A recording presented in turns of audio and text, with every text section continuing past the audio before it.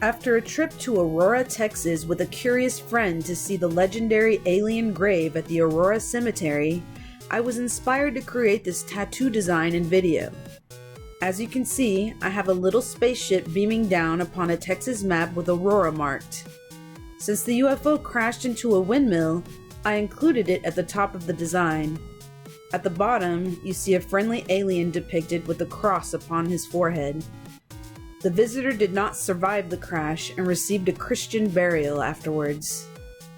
This tattoo is forearm size to give you an idea of the measurement. As the story goes, a judge named J.S. Proctor heard a loud crash around 6 a.m. He found a cigar-shaped spaceship that destroyed his windmill and a traveler described as not of this world who did not survive the crash. This is not the only account of a UFO crashing into a windmill. Since such mathematical genius and precision is required to travel between worlds in a physical vehicle, one has to wonder if these are really accidents or attempts to bring attention to windmill energy creation. It is certainly a mysterious method to impart attention to such structures, leaving the full picture yet unseen, as is normal for this type of occurrence.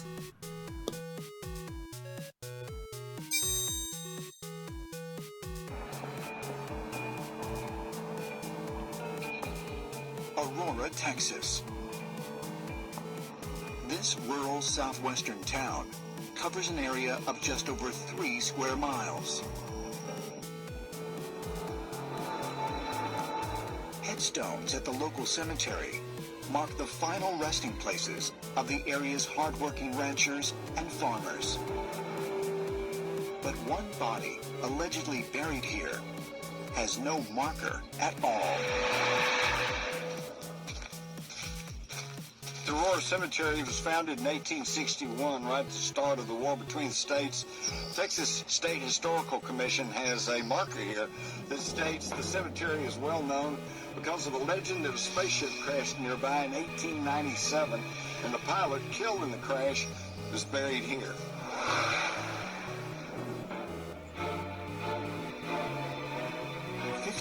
Before, the United States Army announced that a flying disc had crashed at Roswell, New Mexico.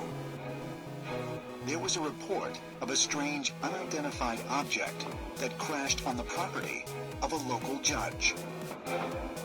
On an April morning in 1897, an airship supposedly ran into a windmill on the property of a gentleman named Judge Proctor.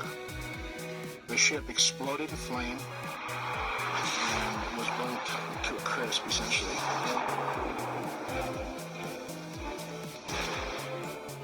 A local reporter arrived on the scene. He reported that there was a large debris field and also that there was the charred remains of what appeared to be, to him, an alien from another planet. The occupant, described as unworldly by witnesses, was given a Christian burial and put in an unmarked grave. This occurred 6 years before there was anything man-made in the air. Witnesses claimed that debris from the crash was recovered by local law enforcement and never seen again. Others claimed that Judge Proctor buried it at the bottom of a deep well. For decades, the incident remained largely forgotten until in 1945, a man named Brawley Oates, who had purchased Proctor's land, reportedly was cleaning out the debris from the well when he later developed an extremely severe case of arthritis, which he claimed to be the result of the contaminated water. He believed that the water from the well contained some sort of element to it that gave him a severe case of arthritis. It was a bad enough case of arthritis it eventually killed him. So a lot of people today wonder if the well wasn't contaminated with some sort of radioactive agents, which was the rationale behind his arthritis. We find that people who are using that well actually get ill. And so what happens at a moment in time is that the descendants of these people actually decide to cement the well. The incident at Roswell in 1947 also began stirring controversy about the Aurora incident. This time, concerning the strange body supposedly still resting in an unmarked grave. Researchers wanted to exhume the body, but the local cemetery association wouldn't let them. My first question is, why not? What's it going to hurt? As a historian, it makes me suspicious when somebody's trying to hide something from you or tells you you can't do something. I first got onto the Aurora story back in 1973 and was there before the tombstone went missing, and actually probably one of the few people around who still remember where the actual grave site was. Now the little grave is located right here. It was a short little grave, that of a child or a very small person. And the little headstone, the marker, was right about there. A few years ago, scientists with ground-penetrating radar established that there really had been a short grave here. Now, back in 1973, Bill Case was the aviation writer for the Dallas Times-Herald. I was working for the Star-Telegram. When we met up here, he had a metal detector, and we found 3 readings of metal in the grave. A couple of months after the headstone went missing, Bill invited me to meet him up here. We went over the grave, and there was no readings in the grave. He showed me 3 little holes that had been drilled in the grave. Someone had extracted the metal out of the grave.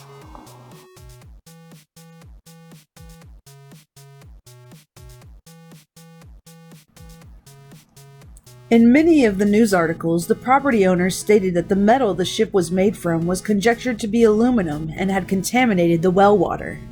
According to the CDC, high concentrations of aluminum occur only when the pH of water is less than 5.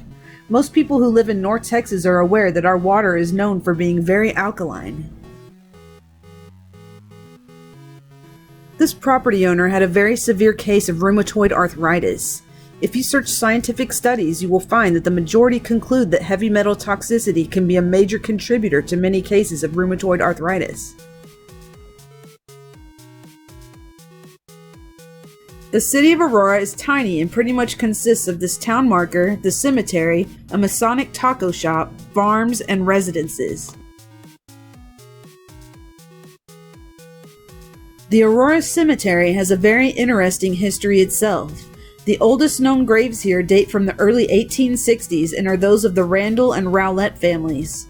For many years, this cemetery was known as a Masonic cemetery. An epidemic which struck the village in 1891 added hundreds of graves to the plot. Called spotted fever by the settlers, the disease is now thought to have been a form of meningitis. It is interesting that our journey to this location would occur during the 2020 pandemic of COVID-19. This is the original grave marker for the plot, which was stolen and never returned. We had no problems finding the grave site. It was as though we were drawn to it like magnets.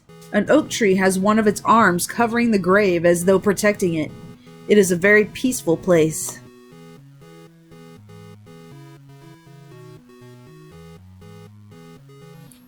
A large stone was covering the grave, as well as a wooden cross and the many offerings visitors have left over the years.